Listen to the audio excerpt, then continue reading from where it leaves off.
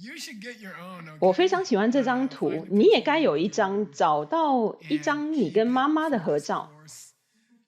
为 You 这 know, 堂课保留这 find 张 a 照 nice 片， picture of you with your mom.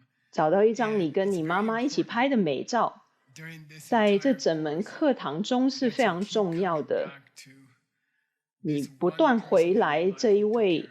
在你这一 It's very 生照 important 顾 to 你 keep 的 coming 人， back to her. 不断回到这张照片非常重要。我告诉大家，我最近刚看到这张照片的反应，我不会整天看着它。我那时在想，哦，是的，那是我妈妈。但是如果你每天不断看着这张照片，那么我认为你会忍不住回忆过去，并了解到她付出多少辛酸和爱来照顾你。而我妈经历很多的困难，4个小孩，没有先生，非常非常辛苦，所以我认为也许要获得菩提心态的7步骤练习之中，最重要的一张照片就是留一张你妈妈的照片在你身旁，并在整门课当中常常去想她，而你就不会忘记这门课的目的，就是去理解你身旁的每一个人都对你做过同样的事。好的，下一张。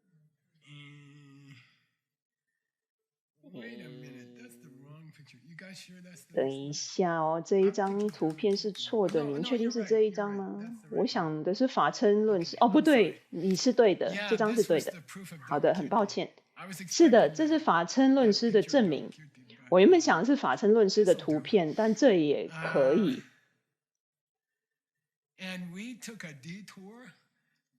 我们绕了一下远路，因为帕蓬卡仁波切引述了法称论师。我猜他想要我们绕一下远路，因为他把引述断在中间的地方。而当引述被断成一半的时候，引述的意思是它原本含义的相反，所以最后有个不是没被放进去。所以在这个例子中，王波，孩子感官的清晰度，孩子的生命，以及 Yerbakchen 个性。宝琳娜给我这个词，麦特利这个宝宝的独特个性，他有他自己的个性，而双胞胎可以同时出生。心理学家在这方面就遇到了难题，因为他们想说他们妈妈喝了奶昔，他们妈妈因为在孕期第3个月吃了地狱爆浆辣椒，所以小孩性情暴躁。但他们遇到双胞胎就有问题了，只好说哦，其中一个宝宝吸收到辣椒，但另外一个没吸收到，这就越来越疯狂了。小孩带着某种个性来到这一生，而他们的感知就展示生命力。他们有生命力，个性不是来自于他们的皮囊，也不是来自于化学物。如果个性是来自化学物，那么每次你把这些化学物放进瓶中，就应该获得一个麦特利，但并非如此。小孩子不单只是化学物带来的结果，当然化学物会影响小孩子，但是他们是谁？是来自于过去一个类似的因，意识，只能是意识的结果。哪个先呢？鸡还是蛋？对。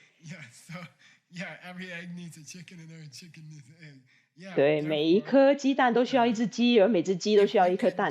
因此，如果你可以努力证明，在你爸妈发生性行为，并且在卵子受精的10分钟前，你就已经活着。如果可以强迫你的意识回到那一刻前的10分钟，你必须得说你是活着的，某些东西是活着的，某些东西是有觉知的，必须这么说。如果你可以回推到那10分钟，那么每个人都曾当过你的母亲，这就完全合逻辑了。你也已经掉入陷阱。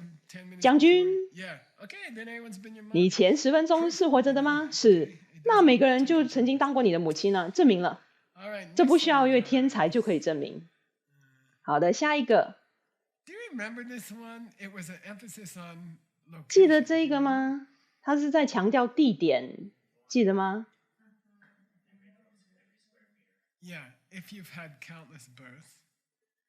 是的，如果你曾有无数受生，那么你就曾踏上，或者曾出生在宇宙间的每一个平方公尺上，无数次，几十亿次。这挺有趣的，我喜欢走在沙漠中去找石头。在钻石山要找一颗石头非常困难，你就走出去找到一颗石头，你说我曾受生在这颗石头旁几十亿次，这并不是沙漠中某处的一块石头，我已经受生在这颗石头上，这颗石头旁几十亿次，你会有个感觉，不知这已经发生多少次，这是非常困难的。无数这个词说得容易，我们在佛教中会变得懒惰，你受生多少次？无数次，是的，但那真正的意思是，那意思就是你曾受生在所有地方数十亿次，每个国家、每种语言、每个世界、每个星球、每个星体，数十亿次。试着那样去想。我喜欢去到钻石山，在黑月大威德金刚日出来散步，看看天空、银河。今天早上我在听史蒂夫·旺达的歌《天空中的丝带》，然后我就问维罗妮卡：“天空中的丝带是什么意思啊？”也许是银河吧，几十亿颗的星星。我还记得有一位来自上海的女士，我去上海当地授课。他们告诉我待在里面，待在旅馆，别去外面。我就说为什么？他们就说你现在看看旅馆外面，我看出去50英尺外是旅馆的另一边，你根本看不到，污染太严重了。他们说别去外面，我就说哇，好奇怪啊，你不能去外面。接着有一个中国女士告诉我，嘿，你知道吗？我去过钻石山，我看到银河，看到所有的星星。我可以问你一个问题吗？好啊，什么问题？这些星星明天会出现吗？还是只有今晚会出现？明天这些星星也会出现吗？我说我们每晚都有这些星星啊。他就很惊讶，哇，我以为只有每年一次之类的。接着看看那几十亿的星星。然后去想，你曾在每个星球上几十亿次。我也喜欢跟自己玩个游戏，我会走出去，有个 app 叫什么来着 ？Sky app 什么的，叫什么 ？Sky Guide 星象指南，可以去下载啊，手机超棒的，它会告诉你这颗星球的名字是什么。我喜欢玩这个 Sky Guide。并且看看下辈子我想要去到哪一颗星球上，我接下来会去哪里呢？这非常酷。好的，没有一个地方我们未曾受生过的。下一张图，你们还记得这个故事吗？拜托，我给你一个提示，这里有讲到狼。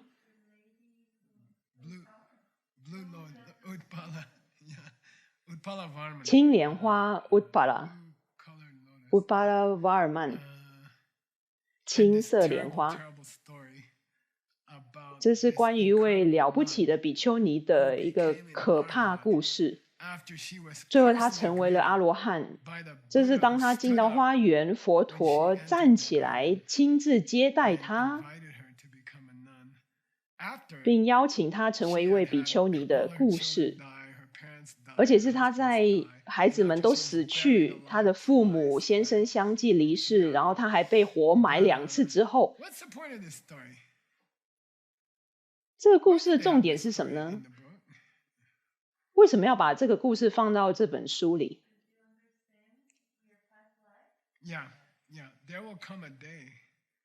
是的，会有那么一天，当你能看到你的过去式，将来会有这么一天。你可以直接看到所有人都曾是你的母亲。现在你必须用逻辑的方式去想，但是将来有一天，你只要看看周围，就会想：天哪，他们都曾经是我的母亲，我可以记得他们所做的事。我记得我10岁生日时跟他在一起，我记得我6岁生日跟他一起过，而我记得他在我小时候踢我。你可以看到所有你过去的母亲们，所以这个故事非常的重要。那里有一个争论，就是不要因为你现在无法认出他们，认出某人之前曾是你的母亲，就认为他们从未成为你的母亲，因为被生死之间的往来覆盖住了，它掩盖住每一个人都曾经成为我们母亲无数次的这个事实。你已经死过非常多次，你已经忘了。下一张图，这一张非常难。如果你想要赢50元美金的话，你必须将它与另一件衣服联系起来。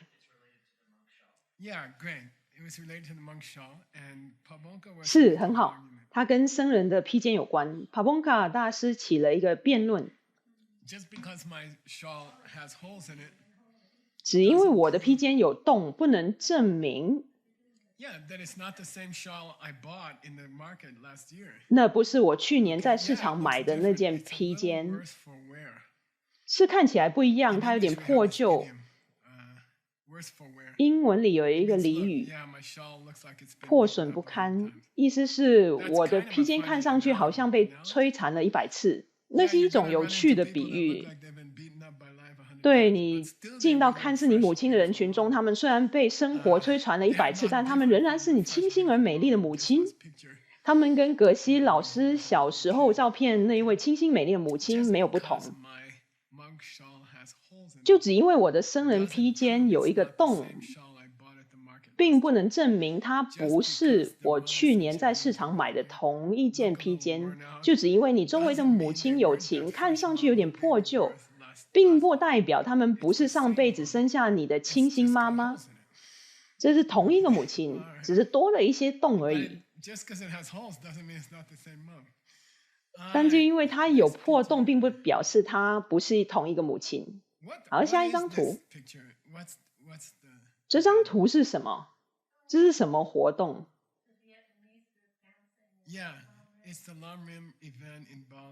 对，这是2019年巴厘岛的活动。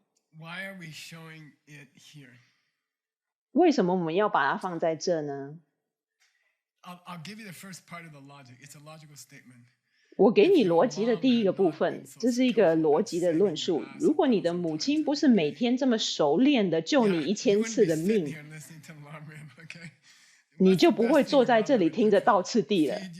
你妈对你做过最好的事情是什么？喂你吃婴儿食品，给你奶喝，让你不要从桌子上掉下去。不是，是她让你到这里。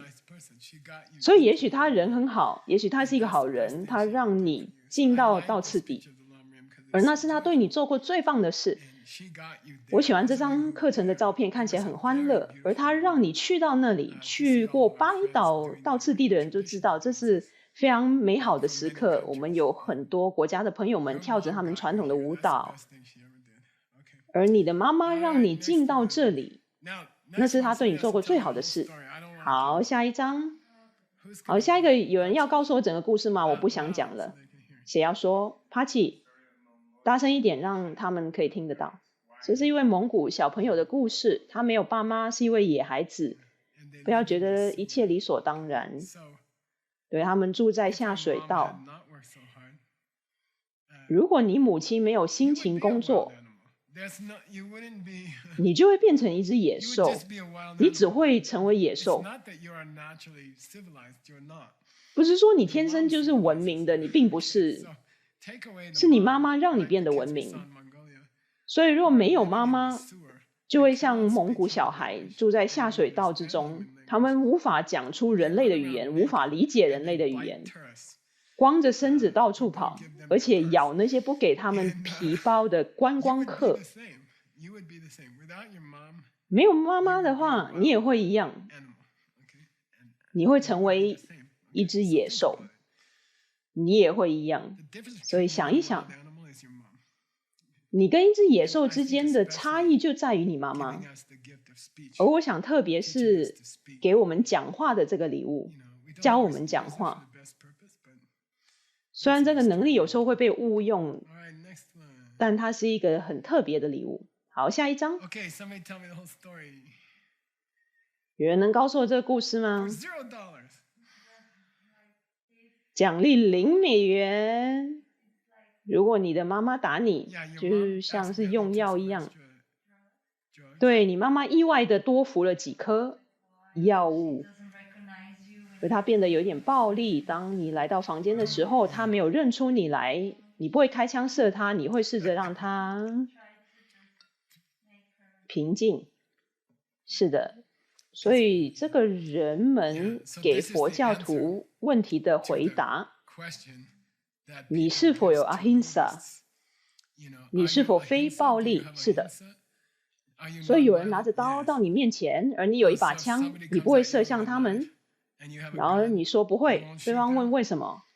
如果你妈妈带着一把刀来到你面前，你会开枪射她吗？拜托，我妈不会拿刀来到我面前。是的，但如果你妈妈意外的多吞了几颗药，暂时疯了，而她疯了之后以为你是小偷，而她带着菜刀来到你面前，快要把你给杀了，你会开枪射她吗？那你就会说，我不会开枪射她，我会抓住她，并且尝试把她弄倒在地，再拿走她手上的刀。好，如果你知道她会把你严重砍伤，你还会这么做吗？如果你是好孩子，你会说会的，我宁愿让她把我砍得严重，也不要去开枪射她。所以那个概念就是，我们周遭的人都会短暂的发疯，他们对我们做一些愚蠢刻薄的事，但这不意味着你有权利伤害他们，因为他们是你的母亲，而你不会对你妈这么做。如果你是一个好孩子，你不会开枪射你妈妈，即便她尝试要杀你，你会找到方法试着阻止她。这也适用于攻击你祖国的国家上，诸如此类的。其他国家要威胁你的国家，那有没有一个方法，是在不伤害他们情况之下，让他们慢下来，阻止他们？而接着，当我们与其他国家谈判时，我们面临国际问题，要记得他们曾经是我们的母亲。好，下一章。有人想要告诉我这是什么吗？6波罗蜜，很好，这是6。等一下，是谁写的？给你一个提示，它的图像就在这。这是郑哲龙树写的，他复习了6度，他说这里是相互关系，有6个相互关系。你想要赚钱吗？可以留着这张图吗？抱歉。如果你对人们慷慨，你就会变得富足。如果你不去伤害人们，你将总是快乐。如果你想要变得美丽，不要对人们生气。如果当你练习佛法时小心翼翼，乐在其中，现实中大家会视你为他们的领袖，大家会接受你为他们的领袖。如果你固定冥想，即便是糟糕的冥想，你将会变得平静，因为是业力，而不是冥想的成功与否，是你有试着去冥想，而你试着记得事物是从你的种子而来，最终你就会从痛苦中解脱。我想克里斯汀呢，我为什么我要把这段放在道次第这个部分呢？帕蓬卡仁波切并没有把这个放在道次第这个部分，但他应该要这么做的。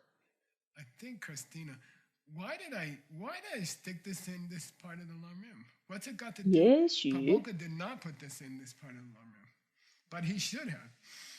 是的，那里有最后一行 Kripa Sarvada Sadhani， 你可以做这6度，或者就去爱人们。而他不断的说，在一天之中，随机对他人有几分钟爱的感受，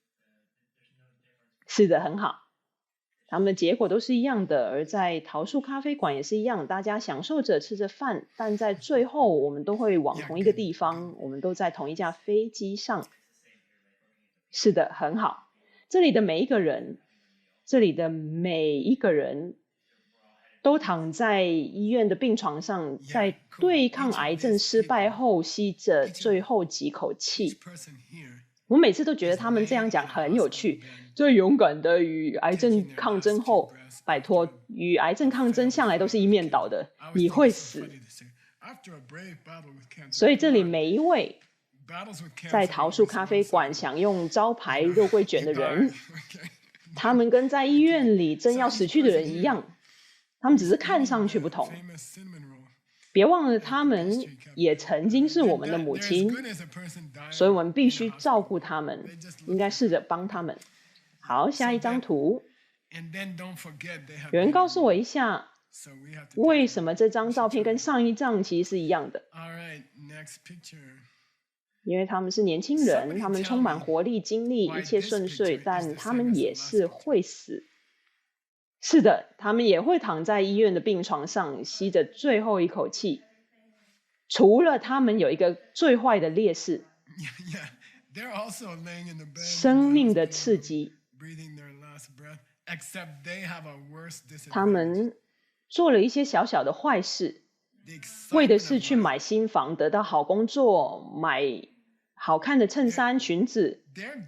他们不是很残暴的人，不会把人放在毒气室之类的，不会那样。他们是一般人，做一些小事，但忽略其他人，伤害其他人。他们并非坏人，但他们不断的收集小小的种子，而那会翻倍，并在之后带给他们巨大的痛苦。这些人承受的痛苦跟在医院里带着人工呼吸器、吸着氧气弥留的90岁老妇是一样的。这些人是一样的。事实上，这些人更糟糕，因为他们在房地产面试里收集到躺在医院床上1000次的业力，就在这房地产面试中。好，下一张图。我们还有2张图，而这个叫做 Z， 题目要解释一下 Z。讲大声一点。他在家里吃早餐，但他女儿生病住院，他无法思考其他的事，只能想到生病的女儿，所以他 Z 意思是测量。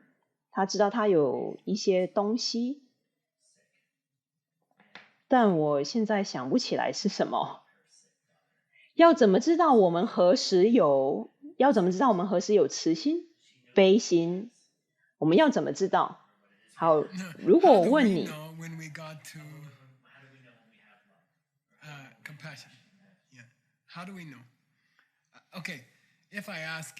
帕蓬卡仁波切说，当你达到升起悲心的目标时，会有什么样的征兆？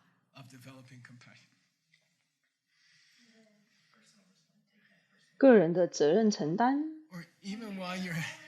或者甚至是你，对，你无法不去想它，主要就是你无法不去想它。就像女儿在前一晚发生严重车祸，人目前在医院，因为妈妈时刻挂念女儿那样。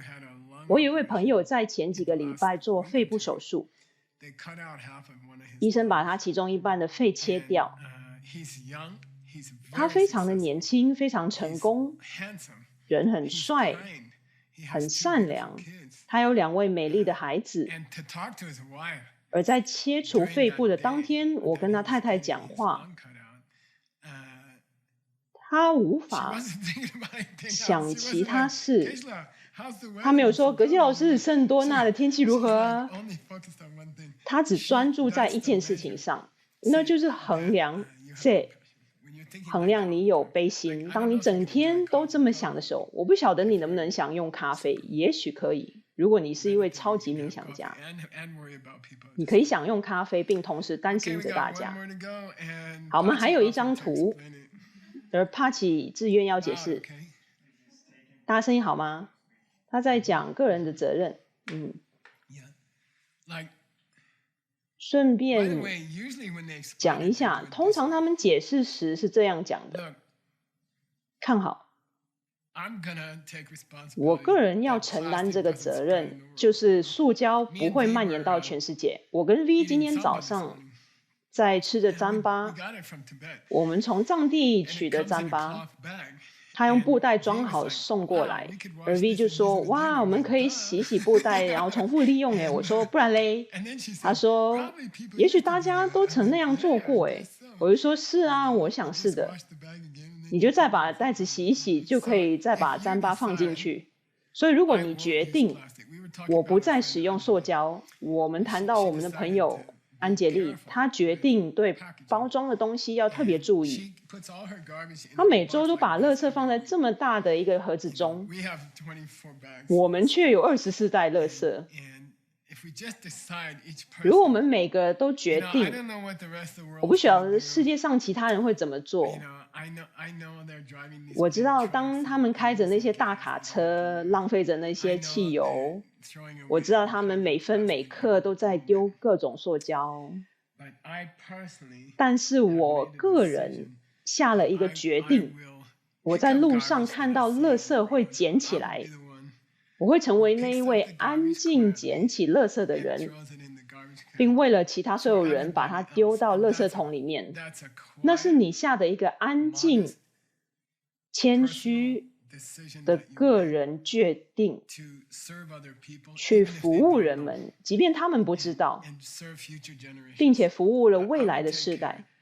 我会照顾好，我会成为那一位，我会照顾好未来的世代，而我会照顾好这个世界。我会尽好小小的本分，将这个世界更干净的交给下一个世代，或者是承担起类似的个人责任。所以那个是升起菩提心的第6因。而在下门课中，我们会讲到它是什么样的感受。当你来到第7因的时候，也就是前6因的一个著名成果。所以下一门课中我们会讲到，当你达到那种境界，感受如何？好，我要感谢提姆罗文豪非常认真的工作，他没日没夜的工作，他在这座城镇里经营旅馆，支付我的薪水，支持其他很多人的生计。非常感谢你，也因为他我才有了冰箱等等的。而他也负责起制作道次第的课程，而我认为他最伟大的成就就是他吸引到，他是一个很好的人，